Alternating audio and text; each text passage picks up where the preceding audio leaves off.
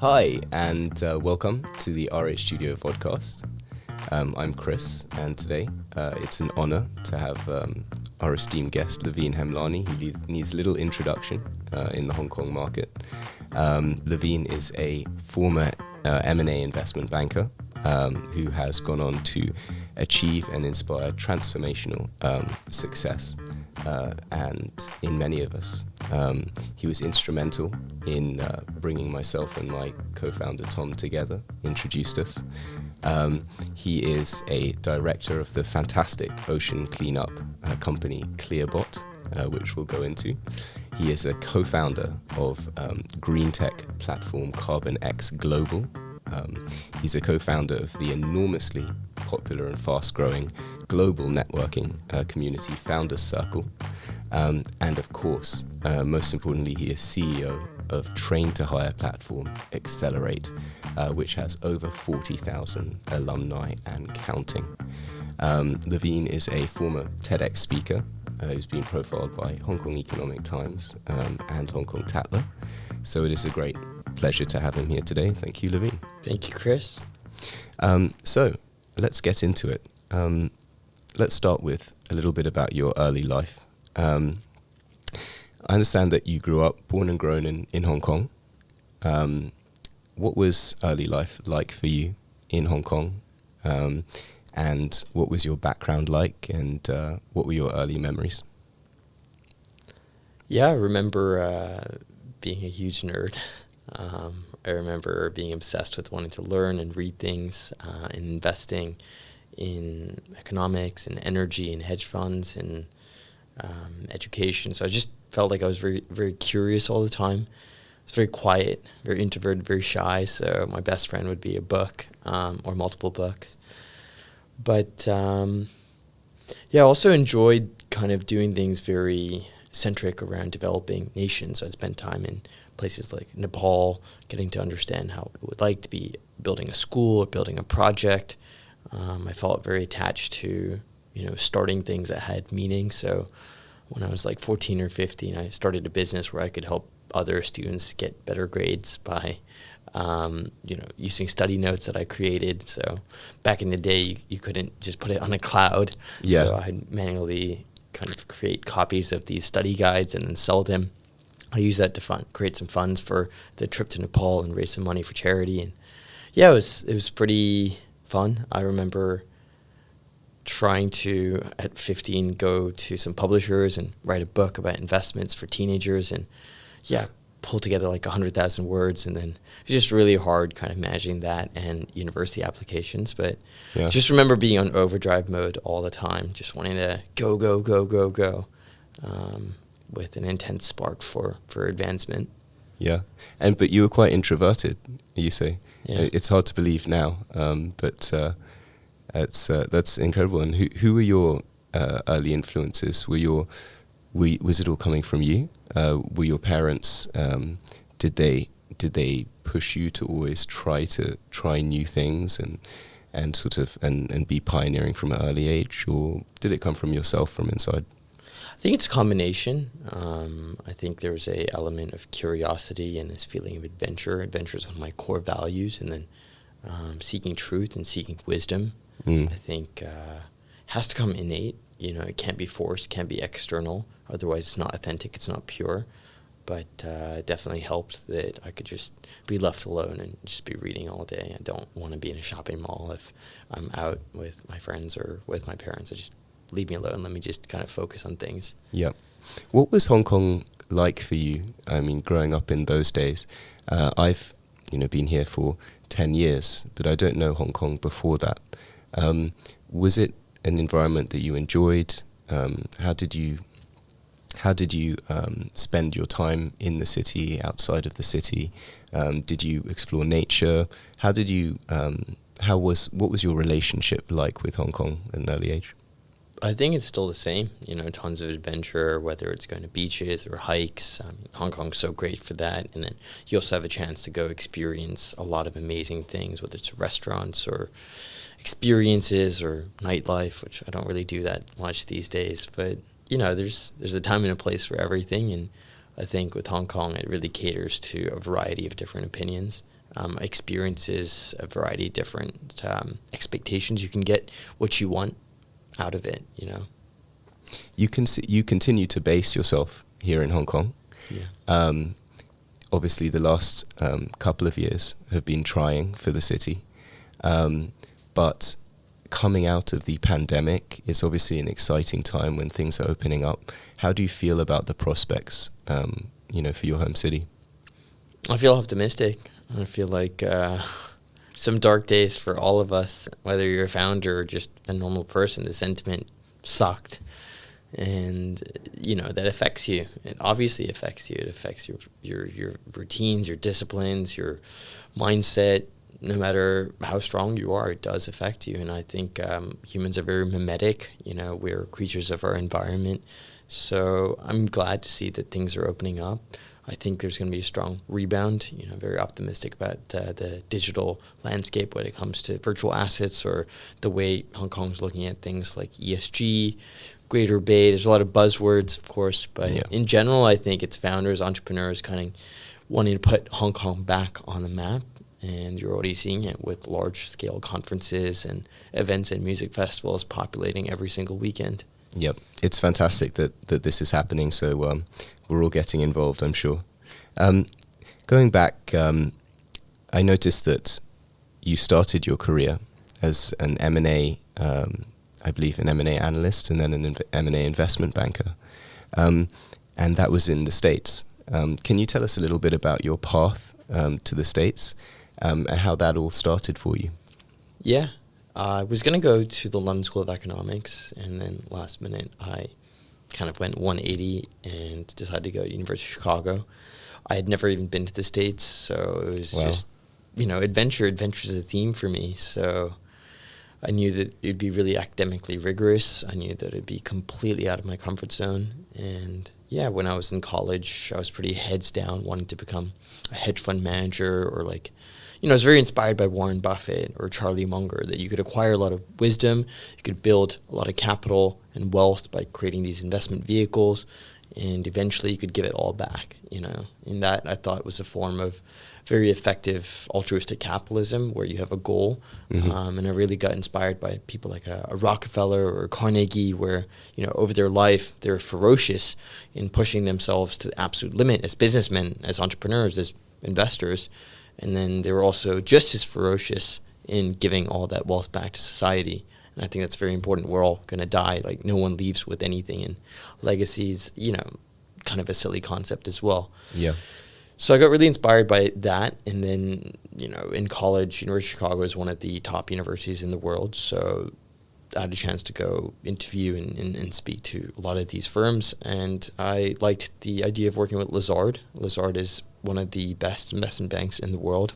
Yes, certainly. I think what I really respected about it is how few people the firm employed. There were certain deals where other banks might have 20, 30 people, 5 analysts, 5 MDs, whatever it is. And with us, there'd be 4 people, an MD, a VP, 1 analyst, and 1 associate. And these are mega transactions. So it kind of showed me the value of lean, very plus A plus teams, and what such small teams could run circles around larger teams. And yeah, I think I got really excited about finance for a while, basically all my life, until I actually got into it. And there's a lot of useful skills you can learn in investment banking. There's a lot of very valuable tools that allow you to think and act and grow your career. But I also felt like, you're always going from one project to the next. You help this company raise a M&A round. You help this company raise financing. So it was never, you build something from nothing. And I could feel that I was feeling very restless. I needed to do something different. So, yeah. I also come from an investments background, and I agree with you that early in one's career, there are a lot of very good qualities that one can learn. But at the same time, you were perhaps you were a company man, and these types of companies can be hierarchical. And now you're very much a leader in many verticals. You've taken on CEO positions, director positions. Was there something about the hierarchy that didn't quite fit for you? did you feel like it wasn't, you could do more with your personal development elsewhere? Yeah, I think to each their own. Some people love building a career; it's more safe. And I think, adventure for me was, what if I left this and started something different? So I think it takes a lot of courage. If I'd known how hard it would be to run a company, I might have stayed in finance. But naivety, I was 22, and part of me was like, I'm going to go travel the entire planet now. So I took the plunge, traveled the entire world, went to 30 countries over 6 months, went from like South America to like West Europe to East Europe to Middle East into Africa and then back into Asia for 6 months. And when you do a trip like that, you kind of see that the cocoon that is New York, investment banking, and Wall Street is just a very, very, very small cocoon of what reality really is. So, yeah, you learn a lot along the way, and I saw that there's just so much to be done. When I was in Africa, I was involved building a school and building different housing projects, and I think I really fell in love with different areas of sustainable development. So I call them education, energy, and healthcare. These are the 3 areas that are sort of most important to my soul. Okay. And I hope to build companies in this space for many, many decades to come. And I guess if I could summarize it, is finance was a career, but, these 3 areas, education, energy, and healthcare, i.e. sustainable development, is a calling. So you have to pick. Do you want a career where you could grow like this? Or do you want to risk it all pretty much every day and go for a calling? And it's very painful, but it's also very beautiful at the same time. I think that a lot of people would struggle to take that plunge. We recently had an interview here with Peter Crew, the former CEO of AIA Hong Kong and Macau, and one of the biggest pieces of advice he wanted to give to people was to take a risk, to challenge yourself to go further. How would you communicate what it's like to have the courage to do that to others who may be considering to do that who might be in the same position and deciding what to do next with their careers, whether they're capable of going further, dreaming further? Yeah. I was 22 when I started, so I felt a lot of fear, and I think it's perfectly normal to feel fear, right? But every day I would wake up and I would say, do I want to focus on the fear? Because your thoughts, you can just give energy to them, or you can give energy to other things. And the things that you give energy to, they kind of become heavier and heavier. It's really just quantum physics. I would try and give less energy and power to, oh my God, I have no idea what I'm doing, to this is another positive step forward. This is another customer we're serving. This is, the website relaunch. This is, some marketing done effectively. This is a product designed properly. This is curriculum and content that matches my vision, my calling, I see. Now, have you always been a very disciplined person? And what's your routine like on a day-to-day basis? Has it evolved? Has it changed? And how is your routine like today compared to what it was like earlier in your career? Yeah. I think as I started to get more clarity, for me, the ultimate vision is, can I accelerate the lives of 100 million people before I die in education, energy, and healthcare? Wow. That's why it's called Xccelerate Group, right? Pretty large goal, right? As I get more and more clarity on how I could do that, how I could achieve that, and the sort of step-by-step that I can get there, clarity of the goal actually allows you to spend less time on vices, right? Right. Whether it's out drinking, partying, that's fun, don't get me wrong, but after a certain point, you realize it's, if you've got a really big calling and a really big goal, you get a lot more fulfillment from attacking this sort of, in Sanskrit, they call it dharma, or this calling, I'd say that earlier on, I had seasons. So I had seasons where I was insane workaholic, and then seasons of, okay, I need to rest a little bit. So it was a bit more like a sine wave. Yeah. And I think that's fine. People should find what works best for them. But as I mature, I don't drink alcohol. I like staying pretty quiet. And I think it just gives you the mental space to think. You can't be doing too many things. You have to just keep silence if you're really thinking about how you scale from a 7-figure entrepreneur to an 8-figure entrepreneur to a 9-figure entrepreneur to building multiple ventures in very, very complex industries. Like, it's not easy to build stuff in education or climate. And you need to have, I guess, that consistency. You should have, that space, that silence, that solitude. And it's not loneliness, it's just solitude, and be okay with it in order for you to collect the depth of your thinking, right? It's very easy to say, oh, let's build an education company, but there's a lot of nuances, as I'm sure even with you guys. Like, there's a nuance on the camera, there's a nuance on the recording quality, there's a nuance on the way it's uploaded, there's a nuance on how you edit it, and that's the craft, right? And so you have to, if you want to be a master in your craft, you have to have, the exoskeleton to do that. And if your exoskeleton is like this, well, your craft is going to reflect in that. Yes. But if your exoskeleton is like consistently going step by step up the mountain, your craft and your competency, your depth, your sort of mastery of your craft, and your pride in it and your fulfillment in it kind of mirror that discipline. Let's move on to Xccelerate. One of the things that you've mentioned is, obviously you came from an investment banking background where the skills that you learned were perhaps more suited to some of your more recent ventures, say like Carbon X Capital or Founders Circle, where, there's an angle to it which is to do with venture capital, helping people raise money. But Xccelerate presumably started from your more altruistic side, in that you wanted to help change the lives of people. So what's interesting is that you first thought about Xccelerate. And so do you think you could speak a little to the idea generation process and what made you commit to such an ambitious project with Xccelerate and to commit to that first? Yeah. I think I kind of just had it in my heart after that project in Africa that I wanted to do something in education. And when I came back to Hong Kong after this global sabbatical, I was tired. I was looking for jobs. I got offers at different funds, and then I could kind of feel that I'd be not pure and sort of focused on this theme of venture. What is the thing that could cause me to grow the most? Right? So I asked myself, hey, there's multiple paths here. Join venture capital, join a startup, join a hedge fund, or, start a company. Okay, well, starting the company allows you to have the fastest rate of growth.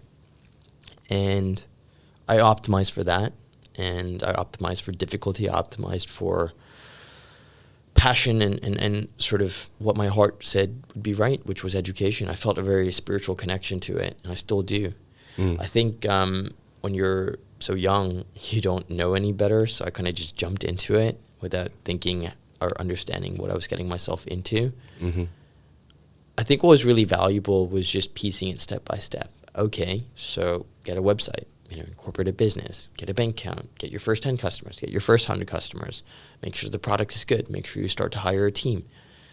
So, yeah, the journey was really just what's the next step. And the vision was, there's a real problem in Asia, in Hong Kong, in Silicon Valley, which is talent. I don't want to just go start an NGO in education. Not that there's anything wrong with that, but I felt, hey, could I marry the business model of, educating people and getting them jobs, which is what, Hong Kong still really struggles with, which is finding good talent.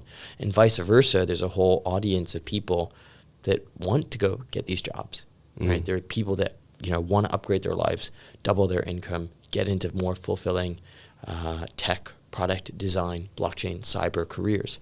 So if I could just match the two in a way that, quote unquote, accelerates their lives, that's a lot of value for society. This is an area which is particularly dear to my heart because I personally attended Xccelerate, as did my co-founder Tom, where we met. I remember very clearly one of the pieces of advice you gave me upon leaving Xccelerate was that, as Tom and I prepared to start our own businesses, you said to me, be very careful who you hire and the people that you bring on board. Xccelerate obviously has some great people, a people-driven organization, What can you tell me about what you might have done better? It can't have all been smooth sailing. But you mentioned that you jumped into it. Perhaps not everything was clear or planned out. What do you think you would have, what do you think you know now which you would have done better, which perhaps might have made the Xccelerate experience for you as a founder a little more smooth and direct? On the one hand, I'm kind of happy I just jumped into it. From ideation to launch of the first boot camp was 7 to 8 weeks. From zero to several $100,000 of revenue, website just getting off the ground. That's the definition of lean startup, right? And that is how you get your, what they call MVP out. You just get it going.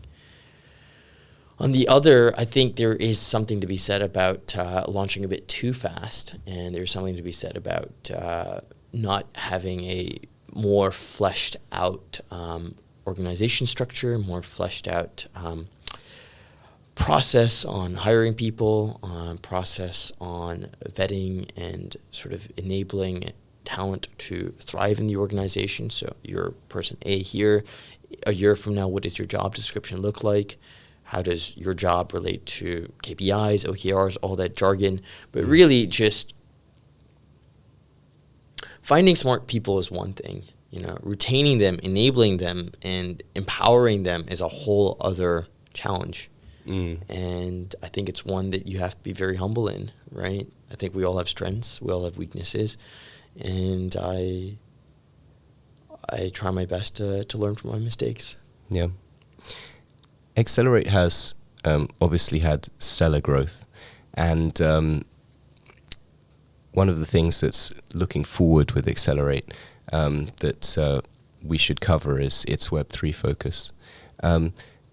The world is changing very quickly, and Xccelerate as a tech upskilling platform needs to stay up to pace with that. Perhaps you can tell me a little bit about what Xccelerate has in store for the Web3 generation, and perhaps talk a little about metaversity. Yeah. It is pretty interesting to see what would happen if you take the gamified dynamics of play to earn, not to sound scammy or anything, but there are models out there where you can generate royalties and NFT rights for content creators, curriculum writers, which we've started exploring. There are partnerships that we currently are working on with various layer 0 and layer 1 protocols so that we can help them find 1,000 developers, train them up, get them jobs in those ecosystems, which is basically like a full stack train to hire solution. There's elements of paying people to learn about the simplest of things, how to create a wallet, and there's also elements of creating like a LinkedIn or a GitHub for Web3, where you replace the idea of a resume with someone's on-chain reputation score or an on-chain credential. I think what's more important is finding a Web 2.5, and I think a lot of founders would believe, and a lot of business leaders would believe in that, where you take the best elements of free cash flow generative, positive sum businesses, and you take elements of on-chain credentials, tokenomics, whatever it is, and you come in the middle. What happened last year was it was way too fluffy and not rooted in real business ethos, which is why they all crashed. Yeah. And when it's too much driven by traditional businesses, then you're not willing to dare and innovate and come up with new business models or new ways of rewarding, multiple participants and stakeholders. So I think Web 2.5 is the way that we want to stay at for now. And we work with a lot of Web 3 players, and we work with a lot of Web 2 players to incorporate elements of Web 3. So we're happy at 2.5. One of the, for me, joining Xccelerate required some courage in itself, because as a platform, you're focusing on people who may have been doing different types of traditional careers and are moving into, who want to upskill quickly through fast conversion. What would you say to people who are listening who would like to move into a more future-focused industry about making that step, and what would you say to inspire them, to give them confidence that Xccelerate is the right way to go, and that it's really the best conduit to making that transition to stay future-proofed in one's skills? Yeah, it's a very good question. I think clarity is important. To the extent that you have clarity that I want to learn this skill to create this project or embark on this career, then you can invert. Right? Inversion is a really good model of thinking. Happens to be the case that a lot of people have no idea what they want, which is fine. Most of us don't. We're all figuring it out as we go. But to the extent that you have clarity, you're a banker, you want to learn data science, you want to get into machine learning at a crypto hedge fund. Well, now you know the endpoint. Now you know what sort of models are useful. Now you want to know what project Xccelerate you want to build. Now you want to know what programming language in Python is important for you. And you also want to get a lay of what these companies are hiring for. We try to break that down in every single step possible, from the career guide. Hey, on our website for free, you can see what these companies are hiring for. You can look at literal job descriptions every day that are being updated, every hour, on what these companies want. Structured queries on, hey, do they need NLP? Do they need large machine learning models? Do they need more Python? Right? You get a sense of salaries. You get a sense of soft skills, aptitude, right? And then as you're going through the course, we want to encourage you to learn the theory, which is base 1, but then your base 2 should be projects that are relevant to your interests, because you're more likely to flourish in those projects. Don't just pick a random, e-commerce cat video project, right? And then thirdly, we bring the companies to you. So PwC is a very successful example where students get a chance to get a guaranteed job offer if they pass the PwC Xccelerate credential. We're working on rolling this train to hire, where you have job guarantees or internship guarantees or interview guarantees with a number of different players in financial services, in manufacturing, in Web3, and even in retail. There's still a lot to be done, but the key thing is to try and break the gap between education and employment. The universities, the average student might take 6 to 12 months to go get a job. Even then, the company is spending 3 to 6 months to try and onboard them. That's a lot of economic waste of human potential. Yep. What happens if I could shorten that down from a 4-year degree into 4 months? What if that 12 months of looking for a job was 12 hours? What if the final thesis of a PhD, which might last 2 or 3 years, could be done in 2 or 3 weeks? And it doesn't work for everyone. I don't believe that we're going to replace universities here, nor do I want to. But for fast-changing industries, quick courses, almost like apprenticeships on demand, we have found a very positive uptake amongst not only the students, which is really important, and the companies, which is just as important, and the government that has accredited us, and most importantly, that these 3 stakeholders keep working in a parallel network effect. They keep supporting each other on this Xccelerate Train to Hire platform. One of the things that's been quite topical in the news of late is the effect that artificial intelligence is having on education in general. It's news stories saying that ChatGPT can teach a course as well as a teacher can. How do you see the effect of artificial intelligence on teaching, even in the broader sense, on upskilling and education? How do you see that playing out? And how do you intend to incorporate that or work with that as Xccelerate adapts into the future? Yeah, it's a great question. I think it's a shame that certain institutions and governments and educational companies are banning ChatGPT. I think that if someone wants to use it, they're going to use it. So why fight it when we should embrace it, right? It's a powerful tool. And I really believe, and I continue to believe, in a world where man and machine can create a better and more abundant tomorrow. Imagine if in education you were able to have 10,000 students all learning at their own pace. They all have their own personalized robo-tutor, but the teacher had the ability to coach them on soft skills and projects, on case studies, on your next data science interview. That's a way better use of their time than grading your homework. Right. Personalized robo-teaching driven by what we call deep learning is a very, very complex thing to get to, but it can be done. It is being done in the K-12 area because what you do is create these maps of learning where each topic rests on a proper knowledge and proper understanding of the previous topic. If you can create a personalized learning pathway, because every person learns and thinks differently, I think we would usher humanity into a very abundant age, and I hope that is something that we can all be more open-minded towards, because imagine a world where we actually solve climate change. It's very doable, right? You look at some of the stats out there, you only need 1% of the land to solve climate change and put, globally us into the new electric age, right? So when you look at the statistics, you can actually solve a lot of problems. Even when you think about genomics and cancer, I get a very strong interest in building a biotech company in the future. And there's a lot that things like AI can do, provided we have the open-mindedness to work with it, not fear it. It's a perfect segue into a couple of your other responsibilities, your other business interests. The first one I wanted to discuss with you was a company which we've been vodcasting with recently, named Clearbot. We certainly think that they're very exciting in terms of what they can do for climate change. Perhaps I could hear your take on what excites you the most about Clearbot. What drove you to want to get involved? They obviously incorporate artificial intelligence as well.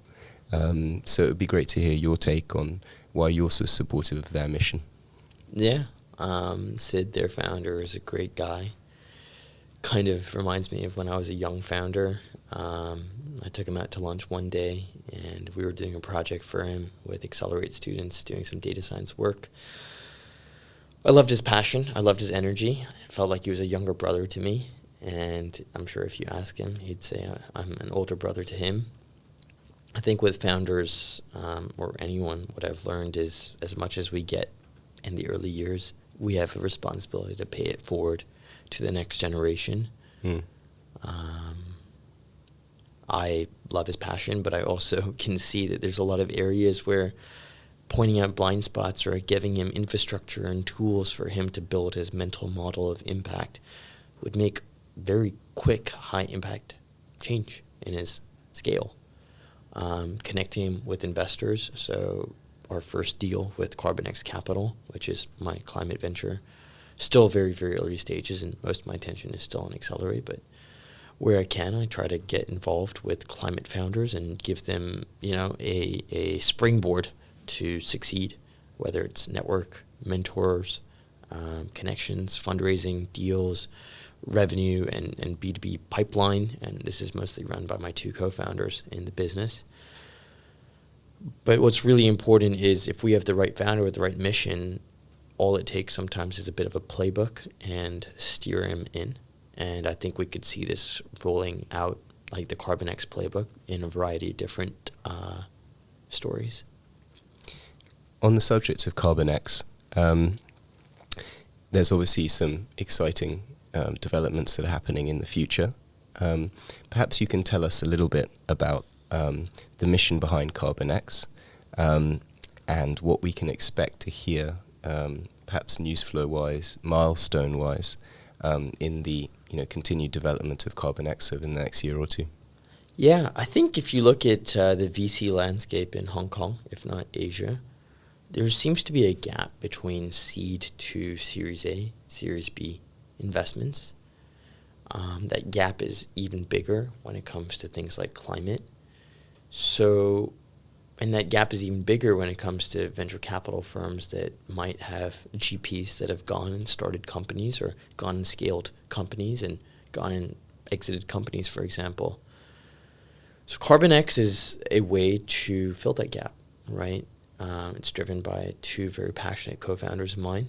One was a venture capital principal at a very large U.S. firm, and one was a very, very top-tier scientist, environmental scientist. So we've got, myself as someone who's been a founder for many years. We have someone who's very much like the science nerd, and we have someone who's like the legal DD, heads down deal guy. And yeah, we've been speaking to LPs. We're raising a fund.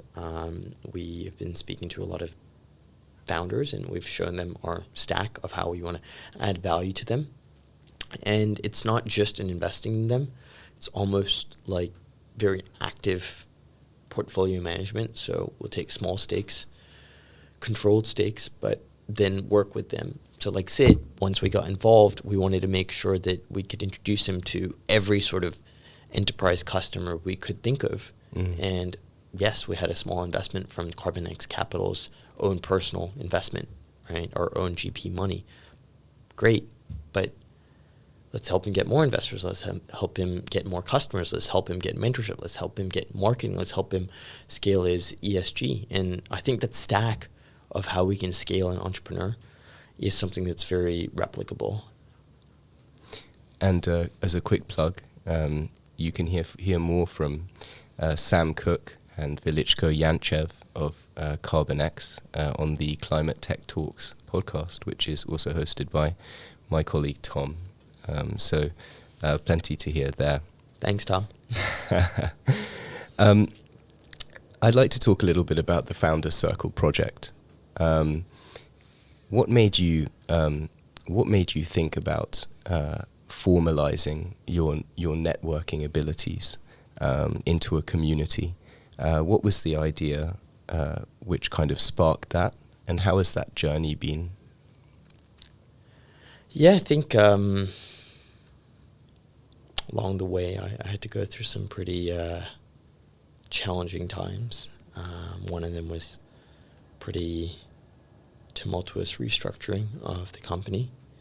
And I was very young, and it definitely was not easy mentally, emotionally. I felt like I couldn't really talk about it with friends or with family or with anyone really. Caused me to go to some pretty dark places. And what helped me was my co-founder of Founder Circle, who was literally, a very successful founder, but he would just force me to stay very, very focused. No self-pity, no victim mentality, none of like giving power to your dark side, and really get up in the morning at 5:30 and go run up the peak, So where do you have time to go down like negative vices, like going out partying and drinking and all that stuff? Right. What I will say is that it started purely just the two of us helping each other stay accountable, right? And then other founders found out about it. So it was 5 or 6 of us in a WhatsApp group. And then they started telling others. And then suddenly there's 500 or 800 founders in 20 different cities, and purely authentic. And it's just, a community. I've not monetized it in any way, and I don't feel the need to monetize it. I think it's quite a positive sum game. I've met some very, very incredible founders. I've met some of my best friends and entrepreneurs who are building incredible businesses. I have only gratitude and love for everyone that's in the group. And I'm incredibly thankful that I was given this opportunity to try and use my skills to bring founders together, because it's really hard being a founder. And there's not really a place where you can be authentic and be like, hey, this really sucks. Because, right. On LinkedIn, it's very easy to be like, hi, look, I'm smiling. And not everything you see is what's going on. That being said, when you are vulnerable, when you are authentic, you actually solve the issues, right? That's why you have things like Alcoholics Anonymous or the forum at Entrepreneur Circle, or whatever it might be, allow you to challenge your limiting beliefs, overcome them with strength, robustness, and triumph and become a new person. So if anything, the challenge is really just there for you, almost like an artist, to kind of emerge as a more pure, more enlightened version of yourself, which, it's a great journey. It's probably the greatest journey. It's not really about what you get as a founder. It's not really the possessions and the success and the accomplishments and all. That's nice. But I really think one of the biggest rewards is who you become. Mm. And that's very, very, very true to a lot of founders. The better I get to know them. So Founder Circle has been purely an accidental side thing. I needed it for myself. I couldn't find it in other groups. And I'm just tremendously, beyond the bottom of my heart, just grateful for everyone that's trusted me in building this community. It's absolutely fascinating to hear that perspective. From my experience, there are plenty of networking WhatsApp groups and organizations that one can join, that one can be invited into, but they don't feel genuine. They feel manufactured. They feel like there's very little dialogue between the members. Whereas Founders Circle is one of those groups where people are constantly sharing information, encouragement, as you said, not always positive, but also just about the realities.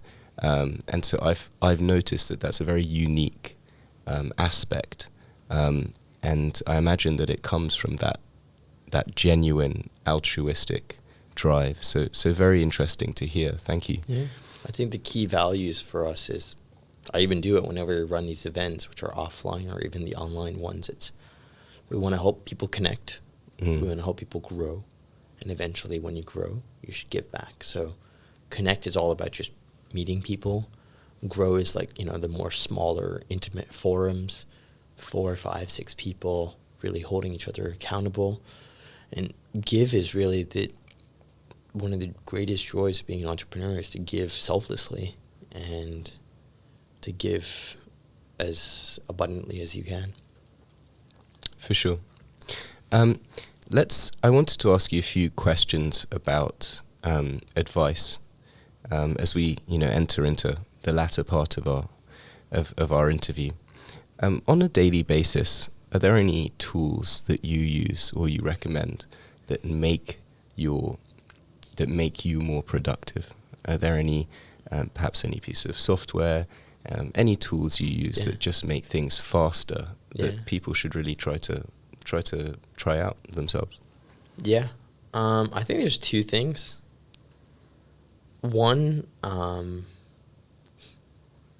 this is more just general, right? A lot of founders, they'll do everything but the actual thing they're supposed to do, right? There's productivity. Oh, yeah, I have to get my to-do list right. Oh, I have to go by my highlighters because I need to go read this chapter. It's like, no, what you need to do is 10 sales calls before lunch, right? So sometimes the best productivity is just do the goddamn work. Right. But once you have that sort of deep work in play, there's a couple of things that I find really valuable. And again, find what works for you. But number one, don't confuse the work with the real work, right? When you get that right, I think splitting it up, having, and I have this on my to-do list, right? Hey, there's the deep work tasks, which I want to get to, requires me to go really deep, put headphones on, and think very strategically. Like build leverage for the company, right? Build tools, build infrastructure, build systems, processes, operations manuals, right? Build new playbooks for the B2B team, whatever it is. That stuff takes a lot of time. You have to put 2, 3, 4 hours and just bang it out, right? You can't be on Twitter, Telegram, Discord and doing that. Right. And then there's shallow work where, okay, could I check my email in the morning? Could I check my email in the evening? I'm very guilty. I check it all the time.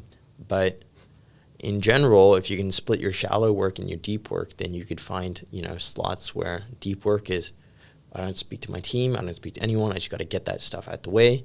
You'd be surprised, right? There was one project that I was putting off for 4 weeks. I got it done in 4 hours. I just put it aside, this is the calendar, it's on my slot. I have to be in a quiet room alone, put my phone away, and just got it done in actually 3 hours and 15 minutes.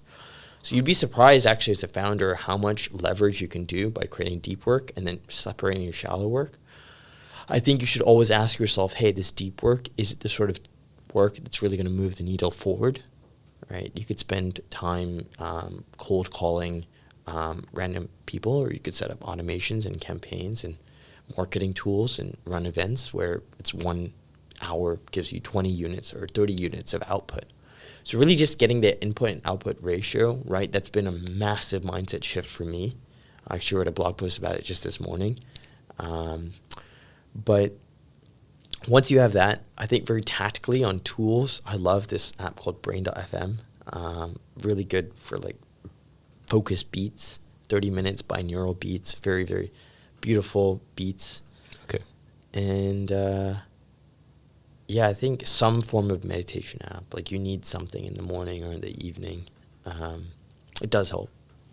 How do you feel about those sorts of values among the teams that you manage?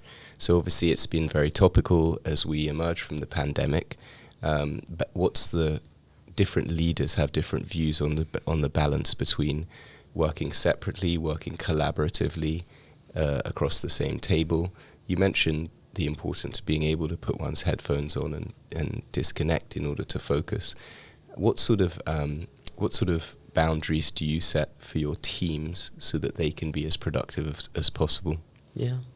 I think a lot of life is polarity. So I'm a big believer of Lao Tzu and his book, The Tao Te Ching, which is a very seminal ancient Buddhist text, but it's made a huge difference when I reread it like every year. Wow. What I really like, though, is that in order for us to be having this conversation, Chris, you have to breathe in and you have to breathe out, right? In order for us to experience light, we need to know what darkness looks like. When you need to do deep work, you also need to do shallow work. When you look at everything in life, it has to be a blend of both, but it's almost like a dynamic harmony. So in some moments you need deep work like 7 days in a row. In some moments you might need to be in meetings all day if you're doing a fundraising roadshow. I think there's a harmony, and that harmony is constantly evolving and expanding. And what's really important is being authentic, just being very real. Okay, this part of the day, week, year, season, whatever it is, very much geared to aggressive outbound, or this part is more reflective. I need to really think before I go into the next business model. That harmony is always evolving in your personal life as well. Sometimes you want to go smash those weights. Sometimes you want to take it more on the yoga and cardio, but you do need a combination of everything, and nature is the best teacher. I see.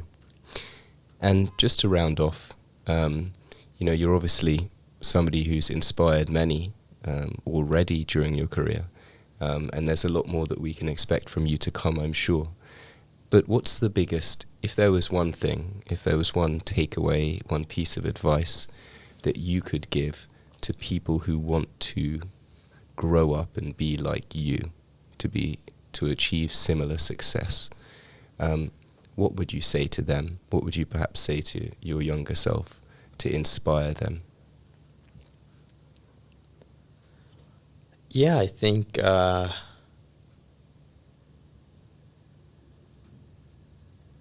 concept of leverage and the concept of compounding is really important.